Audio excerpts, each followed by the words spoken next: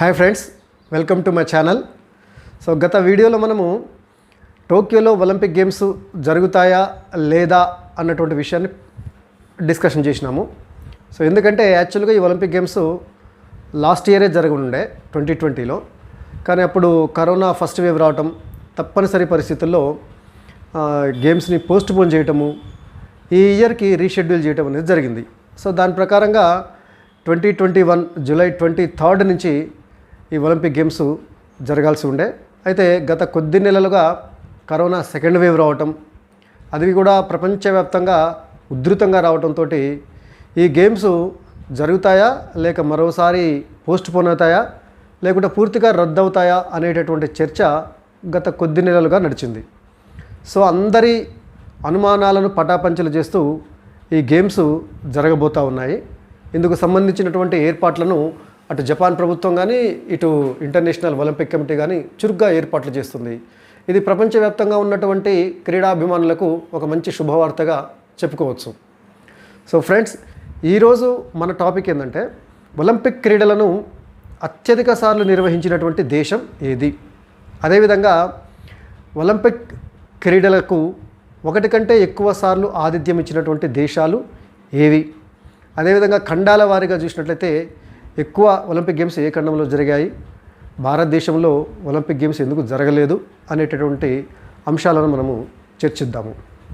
So friends, ఈ వీడియోలోకి వెళ్ళబోయే ముందు మీకు రిక్వెస్ట్, ఈ వీడియో మీకు నచ్చినట్లయితే లైక్ చేయండి, షేర్ చేయండి. అదేవిధంగా ఇంకా సబ్స్క్రైబ్ చేసుకొని మిత్రులు ఎవరైనా ఉన్నట్లయితే సబ్స్క్రైబ్ చేసుకోవాల్సిందిగా కోరుతున్నాను.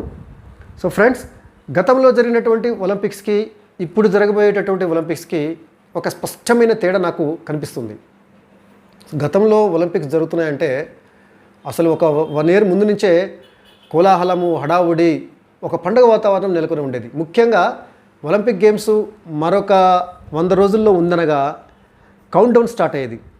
అంటే 100 రోజుల్లో ఒలింపిక్స్, 99 రోజుల్లో ఒలింపిక్స్, 98 రోజుల్లో ఒలింపిక్స్ అంటూ కౌంట్ డౌన్ స్టార్ట్ చేస్తూ మీడియాలో, ముఖ్యంగా పేపర్లలో గత ఒలింపిక్స్కు సంబంధించినటువంటి విశేషాలను కథనాల రూపంలో ప్రచురించేది, ఒక పేజీ మొత్తం కూడా. సో అప్పట్లో ఒలింపిక్స్ జరిగిన తీరు కానీ, అప్పటి గ్రేట్ ప్లేయర్స్ గురించి, వాళ్ళ యొక్క ప్రదర్శన గురించి చాలా చక్కగా కథనాల రూపంలో ఇచ్చేది. వాటికి సంబంధించినటువంటి కొన్ని పేపర్ కటింగ్స్ కూడా నేను కట్ చేసి దాచుకోవడం జరిగింది. కానీ ఈసారి అలాంటి కథనాలు కానీ, అలాంటి వాతావరణం కానీ ఇంకా క్రియేట్ కాలేదు. జస్ట్ ఒక 1 month లోపే క్రీడలు జరగబోతూ ఉన్నాయి. సో దానికి కారణం కూడా మనకు తెలుసు. ఈ పాండమిక్ వల్ల మీడియా కూడా ఒలింపిక్స్ మీద పెద్దగా దృష్టి పెట్టట్లేదన్నట్టుగా అనిపిస్తుంది. ఏమైనా ఒలింపిక్ గేమ్స్ జరుగుతాయా రద్దవుతాయా అనేటటువంటి టాపిక్ మీద చర్చ నిర్వహించారు తప్పితే ఆ క్రీడల యొక్క ప్రాధాన్యత కానీ, వాటికి ఉన్నటువంటి విశేషం గురించి కానీ పెద్దగా ప్రాధాన్యత ఇవ్వలేదన్నట్టుగా అనిపిస్తుంది. అదేవిధంగా ఈసారి ఒలింపిక్స్లో ఉండేటటువంటి ఒక కీలకమైనటువంటి ఘట్టాన్ని కూడా మనము మిస్ అవుతున్నాం. అదేంటంటే Olympic torch relay. Olympic games ఏ దేశంలో జరిగినా కూడా ఒలింపిక్ టార్చ్ని వెలిగించేటటువంటి కార్యక్రమము గ్రీస్ క్యాపిటల్ సిటీ ఏథెన్స్లోనే జరిగేది. మనకు తెలుసు ఏథెన్స్కి ఉన్నటువంటి ప్రాధాన్యత. ప్రాచీన ఒలింపిక్స్ ఏథెన్స్ నగరంలోనే జరిగేటివి. ఇన్ఫ్యాక్ట్ మోడర్న్ ఒలింపిక్స్ కూడా ఫస్ట్ స్టార్ట్ అయింది 1896లో ఏథెన్స్లోనే. అంతటి విశేష ప్రాధాన్యత ఉన్నటువంటి ఏథెన్స్ నగరంలో ప్రతి ఒలింపిక్స్కు ముందు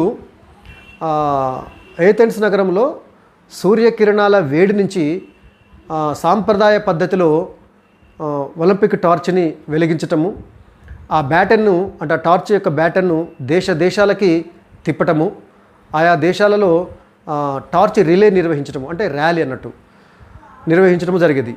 ఆయా దేశాలలో ర్యాలీ నిర్వహణలో, ర్యాలీలో గ్రేట్ ప్లేయర్స్ కానీ, లేకుంటే అక్కడ సినీ స్టార్స్ కానీ, ఐకానిక్ పర్సన్స్ అందరు కూడా ఆ ర్యాలీలో పాల్గొనటము, ఆ దేశం నుంచి బ్యాటర్ని మరొక దేశానికి పంపించడము, అలా చాలా దేశాలకి ఆ బ్యాటర్ని పంపించడం అనేది జరిగింది. సో దీంట్లో ముఖ్య ఉద్దేశం ఏంటంటే ఒలింపిక్ క్రీడల యొక్క ప్రాధాన్యతను, క్రీడల యొక్క స్ఫూర్తిని విశ్వవ్యాప్తం చేయటము, ప్రపంచంలో ఉన్నటువంటి ప్రజలందరి మధ్య క్రీడా స్ఫూర్తిని పెంపొందించడము దాని యొక్క ప్రధాన ఉద్దేశంగా చెప్పుకోవచ్చు.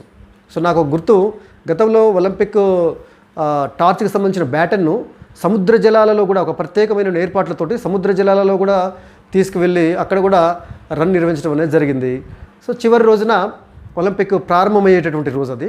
ఆ ప్రారంభ కార్యక్రమం జరిగేటటువంటి స్టేడియంలో ఈ బ్యాటన్ తోటి అక్కడ ఒలింపిక్ జ్యోతిని వెలిగించడము, క్రీడలు జరిగినన్ని రోజులు ఆ జ్యోతి ప్రజ్వలించడం అనేది అది ఒక కీలకమైనటువంటి ఘట్టము. దాన్ని కూడా ఈసారి దురదృష్టవశాత్తు మిస్ కావడం అనేది జరిగింది. సరే, ఏదేమైనా క్రీడలు ప్రారంభం కావడం మాత్రము ఒక శుభ పరిణామంగా చెప్పుకోవచ్చు.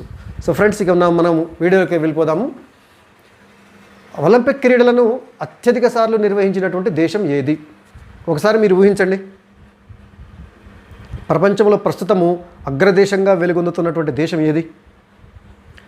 ప్రపంచ దేశాలన్నిటికీ పెద్దన్న పాత్ర పోషిస్తున్నటువంటి దేశం ఏది?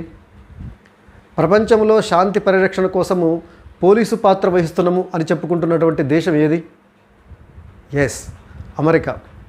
USA, United States of America. America దేశము ఇప్పటికీ 4 సార్లు ఒలింపిక్ క్రీడలకు ఆతిథ్యం ఇచ్చింది. ఆ విధంగా ఎక్కువ సార్లు ఒలింపిక్ క్రీడలను నిర్వహించినటువంటి దేశంగా అమెరికా రికార్డు సృష్టించింది. మొదటిసారిగా అమెరికాలో 1904లో సెయింట్ లూయిస్ నగరంలో ఒలింపిక్ క్రీడలను నిర్వహించడం జరిగింది. అవి 3వ ఒలింపిక్స్. ఆ తర్వాత 1932వ సంవత్సరంలో లాస్ ఏంజల్స్ నగరంలో ఒలింపిక్స్ నిర్వహించడం జరిగింది.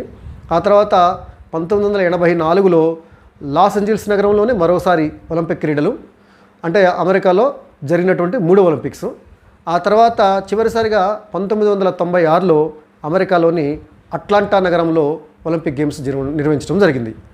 సో ఆ విధంగా 1904, 1932, 1984 అండ్ 1996 4 సార్లు ఒలింపిక్ క్రీడలకు అమెరికా ఆతిథ్యం ఇవ్వడం జరిగింది. అందులో ఒకసారి సెయింట్ లూయిస్, 2 సార్లు లాస్ ఏంజల్స్, ఒకసారి అట్లాంటా నగరము. సో ఆ విధంగా అగ్రరాజ్యము ఒలింపిక్ క్రీడల్లో కూడా తన ఆధిపత్యాన్ని నిరూపించుకుంది. అమెరికా తర్వాత ఎక్కువ సార్లు ఒలింపిక్ క్రీడలకు ఆతిథ్యం ఇచ్చినటువంటి దేశం ఏదో ఊహించగలరా? అమెరికా కంటే ముందు, ఇంకా చెప్పాలంటే 2 ప్రపంచ యుద్ధాల కంటే ముందు ప్రపంచంలో ఒక శక్తివంతమైనటువంటి దేశంగా కొనసాగిన దేశం ఏది? ఆసియా, ఆఫ్రికా లాంటి అనేక ఖండాలలో కొన్ని పదుల సంఖ్యలలో దేశాలను తన ఆధిపత్యంలోకి తీసుకొని వచ్చి వలస పాలనను కొనసాగించినటువంటి దేశం ఏది? Including India. రైట్, గుర్తొచ్చింది కదా, బ్రిటన్ ఇప్పటి వరకు 3 సార్లు ఒలింపిక్ క్రీడలకు ఆతిథ్యం ఇవ్వడం అనేది జరిగింది. ఈ 3 సార్లు కూడా లండన్ నగరంలోనే నిర్వహించడం జరిగింది. ఆ విధంగా లండన్ నగరము ఎక్కువ సార్లు ఒలింపిక్ క్రీడలకు ఆతిథ్యం ఇచ్చినటువంటి నగరంగా రికార్డు సృష్టించింది. మొదటిసారిగా 1908లో 4వ ఒలింపిక్స్ అవి లండన్ నగరంలో నిర్వహించడం జరిగింది. అంటే బ్రిటన్ ఆతిథ్యం ఇచ్చినటువంటి మొదటి ఒలింపిక్స్ అవి 1908. ఆ తర్వాత 1948 రెండవసారి బ్రిటన్ ఒలింపిక్ క్రీడలకు ఆతిథ్యం ఇచ్చింది లండన్ నగరంలోనే మళ్ళీ. ఆ తర్వాత 2012లో మరోసారి లండన్ నగరంలోనే ఒలింపిక్ క్రీడలను నిర్వహించడం జరిగింది. అంటే 1908, 1948 అండ్ 2012 ఈ 3 సార్లు బ్రిటన్లోని లండన్ నగరంలో ఒలింపిక్ గేమ్స్ నిర్వహించడం జరిగింది. సో అమెరికా 4 సార్లు, బ్రిటన్ 3 సార్లు. ఆ తర్వాత 2 సార్లు ఒలింపిక్ క్రీడలకు ఆతిథ్యం ఇచ్చినటువంటి దేశాలు 4 ఉన్నాయి. అది గ్రీస్, తర్వాత వచ్చేసి ఫ్రాన్స్, ఆ తర్వాత జర్మనీ, ఆ తర్వాత ఆస్ట్రేలియా. ఈ 4 దేశాలు 2 సార్లు ఒలింపిక్ క్రీడలకు ఆతిథ్యం ఇచ్చినాయి. First Greece. సో గ్రీస్ మనకు తెలుసు, Greece capital city Athens. Modern Olympics Athens నగరంలోనే 1896వ సంవత్సరంలో ప్రారంభం కావడం జరిగింది.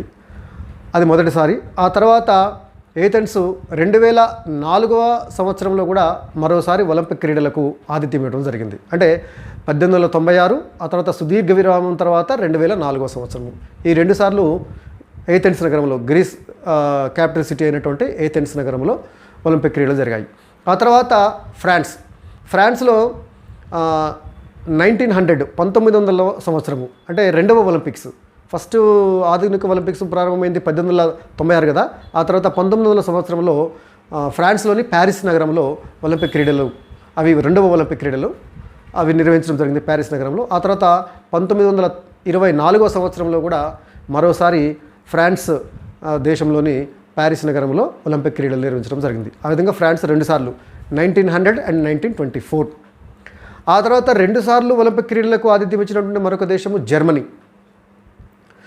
మొదటిసారిగా 1936వ సంవత్సరంలో, 2వ ప్రపంచ యుద్ధానికి ముందు ఒలింపిక్ క్రీడలకు ఆతిథ్యం జరిగింది. అది జర్మనీలోని బెర్లిన్ నగరంలో జరిగాయి 1936 ఒలింపిక్స్. అప్పుడు జర్మనీ దేశాన్ని హిట్లర్ పాలిస్తుండు, అడాల్ఫ్ హిట్లరు.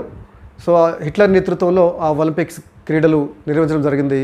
ఆ క్రీడల్లో ఎక్కువ పథకాలు సాధించడానికి, తన దేశం యొక్క పరుగు ప్రతిష్టలను ఇనుమడింపజేయడానికి హిట్లర్ అనేక రకాలైనటువంటి చర్యలు తీసుకుండు. సో ఏదేమైనా కూడా బెర్లిన్ ఒలింపిక్ క్రీడల్లో ఒక ప్రత్యేకత ఏంటంటే హాకీలో అప్పుడు ఇండియా అంటే ఇన్ఫ్యాక్ట్ బ్రిటిష్ ఇండియా అప్పుడు, ఎందుకంటే ఇండిపెండెంట్ ఇండియా కాదు. బ్రిటిష్ ఇండియా తర్వాత జర్మనీ రెండు కూడా హాకీ ఫైనల్స్కి రావడం జరిగింది. సరే 600 అయినా సరే స్వర్ణ పథకాన్ని జర్మనీని చేజిక్కించుకుంటున్నటువంటి ఆశతోటి హిట్లరు ఆ ఫైనల్ మ్యాచ్కి రావడం జరిగింది. కానీ హిట్లర్ యొక్క అంచనాలను తలకిందులు చేస్తూ భారతదేశము ఆ ఫైనల్లో జర్మనీని చిత్తుగా ఓడించడం జరిగింది. ఆ అవమానాన్ని భరించలేక హిట్లర్ అక్కడి నుంచి చాలా చిరాకుగా వెళ్ళిపోవడం జరిగింది. సో ఆ విధంగా 1936లో బెర్లిన్లో ఒలింపిక్ గేమ్స్ నిర్వహించడం జరిగింది. జర్మనీ ఆతిథ్యం ఇచ్చినటువంటి మొదటి ఒలింపిక్ గేమ్స్ అవి. ఆ తర్వాత 1972లో జర్మనీలోని మ్యూనిచ్ నగరంలో రెండవసారి ఒలింపిక్స్ జరగడం జరిగింది. So Munich Olympics 1972. యాక్చువల్గా అది జర్మనీ అంటే అది వెస్ట్ జర్మనీ. మనకు తెలుసు, రెండవ ప్రపంచ యుద్ధం తర్వాత జర్మనీ తూర్పు జర్మనీ, పశ్చిమ జర్మనీగా డివైడ్ అయింది. తూర్పు జర్మనీనేమో సోవియట్ రష్యా నేతృత్వంలో ఉండటం జరిగింది, అక్కడ కమ్యూనిస్ట్ ప్రభుత్వం ఏర్పడడం జరిగింది. ఆ తర్వాత పశ్చిమ జర్మనీనేమో అమెరికా ఆధిపత్యం కింద అక్కడ ఒక ప్రజాస్వామ్య ప్రభుత్వం ఏర్పాటు చేయడం జరిగింది. సో ఆ విధంగా మ్యూనిచ్ ఒలింపిక్స్కి ఉన్నటువంటి ఒక ఇన్సిడెంట్ ఏంటంటే, ఇప్పట్లాగా అప్పట్లో కూడా ఈ ఇజ్రాయిల్ పాలస్తీనా వివాదం బాగా తీవ్ర స్థాయిలో కొనసాగుతూ ఉండేది అప్పటి నుంచి కూడా. అప్పుడు పాలస్తీనా వాళ్ళు ఇజ్రాయిల్ ఆక్రమించినటువంటి తమ భూభాగాలను తిరిగి చేజిక్కించుకోవాలనే ఉద్దేశంతో PLO పాలస్తీనా లిబరేషన్ ఆర్గనైజేషన్ అని చెప్పేసి ఒక సంస్థను ఏర్పాటు చేసుకోవటము యాసర్ అరాఫత్ నేతృత్వంలో. వాళ్ళు ఇజ్రాయెల్ మీద పదే దాడులు చేయటం కానీ, ఆ తర్వాత ఇజ్రాయెల్ చేతిలో ఉన్నట్టు తమ భూభాగాలను తిరిగి చేజిక్కించుకోవడం కోసము ఉగ్రవాద చర్యలు కూడా దిగడం జరిగింది. అందులో భాగంగా మ్యూనిచ్ ఒలింపిక్స్లో ఆ క్రీడా గ్రామం ఉంటుంది కదా, స్పోర్ట్స్ విలేజ్, అందులో ఇజ్రాయెల్ క్రీడాకారులు బస చేసినటువంటి శిబిరానికి వెళ్ళి ఈ PLO తీవ్రవాదులు 11 మంది ఇజ్రాయెల్ క్రీడాకారులను కిడ్నాప్ చేసి చంపివేయడం జరిగిందన్నట్టు. అది పెద్ద షాక్ అన్నట్టు అప్పుడు. అంటే ఉగ్రవాదులు ఒలింపిక్ క్రీడలో ప్రవేశించి ఇజ్రాయెల్ క్రీడాకారులని చంపడం అనేది చాలా సంచలనం కలిగించినటువంటి సంఘటన అప్పట్లో. సో అది 1972లో మ్యూనిచ్ నగరంలో జరిగినటువంటి ఒలింపిక్స్. జర్మనీ ఆతిథ్యం ఇచ్చింది, పశ్చిమ జర్మనీ. తర్వాత రెండు జర్మనీలు కూడా మళ్ళీ కలవటం 1989లో తూర్పు జర్మనీ, పశ్చిమ జర్మనీ మళ్ళీ ఏకం కావటము యునైటెడ్ జర్మనీ ఆవిర్భవించడం జరిగింది. తర్వాత 2 సార్లు ఒలింపిక్స్ క్రీడలకు ఆతిథ్యం ఇచ్చినటువంటి మరొక దేశము ఆస్ట్రేలియా. ఆస్ట్రేలియాలో కూడా 2 సార్లు ఒలింపిక్ గేమ్స్ నిర్వహించడం జరిగింది. ఫస్ట్ టైము 1956లో మెల్బోర్న్ నగరంలో నిర్వహించడం జరిగింది. ఆ తర్వాత 2000 సంవత్సరంలో, ఇన్ఫ్యాక్ట్ వాటిని మిలీనియం ఒలింపిక్స్ అంటారు, ఇయర్ 2000లో జరిగినాయి. అక్కడ 2000లో సిడ్నీ నగరంలో, 1956 మెల్బోర్న్, 2000 సిడ్నీ, ఈ 2 సార్లు కూడా ఆస్ట్రేలియా ఒలింపిక్ క్రీడలకు ఆతిథ్యం ఇవ్వడం జరిగింది. ఇది దేశాల వారీగా చూస్తాయి. ఇక ఖండాల వారీగా చూసినట్లయితే ఒలింపిక్ క్రీడలను ఎక్కువసార్లు నిర్వహించినటువంటి ఖండం ఏదో ఒకసారి ఊహించండి. ఇప్పుడున్నటువంటి ఖండాలలో బాగా అభివృద్ధి చెందినటువంటి దేశాలు ఉన్నటువంటి ఖండం, ఎస్, యూరప్లో ఇప్పటికీ 16 సార్లు ఒలింపిక్ గేమ్స్ నిర్వహించడం జరిగింది వివిధ దేశాల్లో, యూరోప్లోని వివిధ దేశాల్లో. ఇప్పుడు టోక్యోలో జరగబోయేటటువంటి ఒలింపిక్ గేమ్స్ 32వ ఒలింపిక్ గేమ్స్. నిజానికి 32వ ఒలింపిక్ గేమ్స్, కానీ యాక్చువల్గా నిర్వహించిన వాటితో కలిపితే 29వ ఒలింపిక్ గేమ్సే టోక్యోలో జరగబోయేటివి. ఎందుకంటే మనకు తెలుసు, గత వీడియోలో చెప్పుకున్నాము, 1916లో మొదటి ప్రపంచ యుద్ధం వల్ల, 1940 మరియు 1944లో రెండవ ప్రపంచ యుద్ధం వల్ల ఒలింపిక్ క్రీడలను రద్దు చేయడం జరిగింది. అయినా కూడా వాటికి నెంబరింగ్ అలాగే కంటిన్యూ చేయడం అనేది జరిగింది. సో ఆ విధంగా ఇప్పుడు జరగబోయే 32, కానీ వాస్తవానికి నిర్వహించిన మొత్తం 29 ఒలింపిక్స్. ఈ 29 ఒలింపిక్ క్రీడల్లో, అంటే టోక్యోతో కలుపుకొని, రేపు జరగబోయే టోక్యోతో కలుపుకొని 29 ఒలింపిక్ క్రీడలు అయితే అందులో 16 సార్లు యూరోప్లోనే నిర్వహించడం జరిగింది. మనకు తెలుసు యూరోప్లో 16లో 3 బ్రిటను ఇంతకుముందు చెప్పుకున్నాము, 2 ఫ్రాన్సు, ఆ తర్వాత యూరోప్లో ఉన్నటువంటి గ్రీస్ కూడా 2 సార్లు ఏథెన్స్ నగరంలో జరిగినాయి. ఆ తర్వాత మనం చూసినట్టయితే స్పెయిన్లో కానీ ఇటలీలో రోమ్లో జరిగినవి, ఆ తర్వాత బెల్జియం కూడా ఒకసారి నిర్వహించింది బ్రజిల్స్లో, తర్వాత స్వీడను, తర్వాత వచ్చేసి ఫిన్లాండు, ఆ తర్వాత వచ్చేసి నెదర్లాండ్ ఆమ్స్టర్డామ్లో జరిగినవి. సో యూరోప్లో ఉన్నటువంటి చిన్న చిన్న దేశాలైనా కూడా చాలా దేశాలు ఒలింపిక్ క్రీడలకు ఆతిథ్యం ఇవ్వడం జరిగింది. యూరోప్ తర్వాత ఎక్కువ సార్లు, అంటే యూరోప్ 16 సార్లు చెప్పుకున్నాం కదా, యూరోప్ తర్వాత ఎక్కువ సార్లు ఒలింపిక్ క్రీడలకు ఆతిథ్యం ఇచ్చినటువంటి దేశము ఖండము ఉత్తర అమెరికా. ఉత్తర అమెరికా ఖండంలో 6 సార్లు ఇప్పటి వరకు ఒలింపిక్ గేమ్స్ జరిగినాయి. ఈ 6లో 4 అమెరికాలోనే జరిగినాయి, యూఎస్ఏలో జరిగినాయి మనం చెప్పుకున్నాం. ఒకసారి కెనడా, మరొకసారి మెక్సికో. అమెరికాకు ఉత్తరాన ఉన్నటువంటి కెనడా ఒకసారి, అమెరికాకు దక్షిణాన ఉన్నటువంటి మెక్సికో దేశం ఒకసారి. మొత్తంగా 6 సార్లు ఉత్తర అమెరికా ఖండము ఒలింపిక్ క్రీడలకు ఆతిథ్యం ఇవ్వడం జరిగింది. సో ఫ్రెండ్స్, ఇప్పటి వరకు ఒలింపిక్ క్రీడలకు ఆతిథ్యం ఇవ్వనటువంటి ఖండం ఒక ఖండం ఉంది. ఏదో ఊహించండి. చీకటి ఖండం అనేటువంటి నిక్నేమ్ ఉంది దానికి. ఎస్, ఆఫ్రికా ఖండంలో ఇప్పటి వరకు ఒక్కసారి కూడా ఒలింపిక్ క్రీడలను నిర్వహించడం జరగలేదు. సో మనకి ఆసియా తర్వాత అతిపెద్ద ఖండంగా అనేక దేశాలు ఉన్నటువంటి ఆఫ్రికా ఖండము ఇప్పటి వరకు కూడా ఒలింపిక్ క్రీడలకు ఆతిథ్యము ఇచ్చేటటువంటి అవకాశం దక్కలేదు. అదేవిధంగా దక్షిణ అమెరికా ఖండము మొన్నటిదాకా 2016 దాకా ఒలింపిక్ క్రీడలను నిర్వహించినటువంటి మరొక ఖండంగా ఉండే. కానీ 2016లో బ్రెజిల్లోని రియోలో ఒలింపిక్స్ జరిగినాయి. రియో డి జనీరో అని చెప్పేసి నగరము 2016లో ఒలింపిక్ క్రీడలు నిర్వహించడం ఉంది. ఆ విధంగా దక్షిణ అమెరికా ఖండానికి మొదటిసారి ఒలింపిక్ క్రీడలను నిర్వహించే అవకాశం దక్కింది. సో ఆ తర్వాత ఆస్ట్రేలియాలో 2 సార్లు, ఇంతకుముందే మనం చెప్పుకున్నాము, మెల్బోర్న్లో 1956లో, సిడ్నీలో 2000లో జరిగినాయి. తర్వాత ఆసియా ఖండంలో ఇప్పటివరకు 4 సార్లు ఒలింపిక్ గేమ్స్ నిర్వహించడం జరిగింది. అంటే ఇప్పటివరకు 3 జరిగినాయి, రేపు జరగబోయేటటువంటి టోక్యో ఒలింపిక్స్తో కలిపి 4 సార్లు. సో అందులో ఇదే టోక్యో నగరంలో 1964లో ఒలింపిక్ గేమ్స్ నిర్వహించడం జరిగింది. మొదటిసారిగా ఆసియా ఖండానికి అంటే ఒలింపిక్ గేమ్స్ నిర్వహించే అవకాశం వచ్చింది 1964లో. ఇదే టోక్యో నగరంలో జరిగినాయి. ఆ తర్వాత ఒకసారి చైనాలో జరిగినాయి. చైనాలో ఉన్నటువంటి బీజింగ్లో 2008లో ఒలింపిక్ క్రీడలు జరిగినాయి. ఆ తర్వాత దక్షిణ కొరియాలో కూడా సియోల్ ఒలింపిక్స్ దక్షిణ కొరియాలో 1988లో జరిగినాయి. ఆ విధంగా ఇప్పటి వరకు 3 సార్లు ఆసియా ఖండంలో ఒలింపిక్ గేమ్స్ జరిగినాయి. ఇప్పుడు జరగబోయేది 4వదిగా చెప్పుకోవచ్చు. సో ఇది ఖండాల వారీగా చూసినట్లయితే మరి యూరప్ అభివృద్ధి చెందినటువంటి దేశాలు ఉన్నటువంటి యూరప్ తన ఆధిపత్యాన్ని నిరూపించుకోవడం జరిగింది, యూరప్ ఖండం.